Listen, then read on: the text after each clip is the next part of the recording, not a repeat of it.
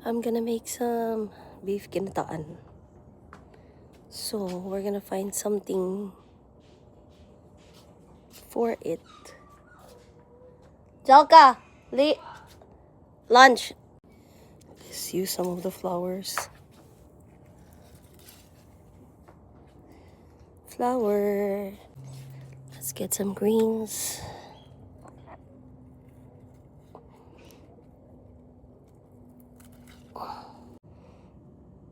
Yan na. Just a little bit. We'll use the kalabasa we got from the garden too.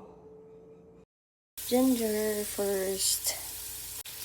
Added the garlic and then added the onion and then I'm gonna add the beef.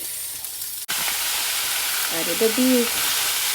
I'm gonna add the seasoning and then let it tenderize before the coconut milk. This will be like beef adobo ginataan. I'm just gonna try it. We added salt and pepper and soy sauce. Added a little bit of vinegar and then some water.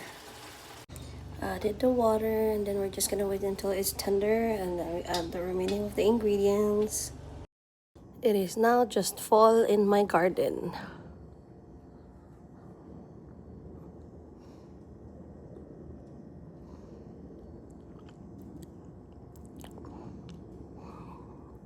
Pretty.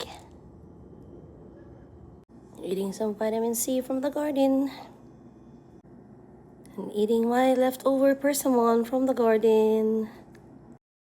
Added the stem of the vegetables and the squash. Now I'm gonna add the remaining vegetables, which is that one. I added quite a lot because I like it with a lot of vegetables from the garden. It took a few hours to tenderize the meat, but it was only doing slow cook, so it's okay. Ayan na siya. Done na. Ginataan.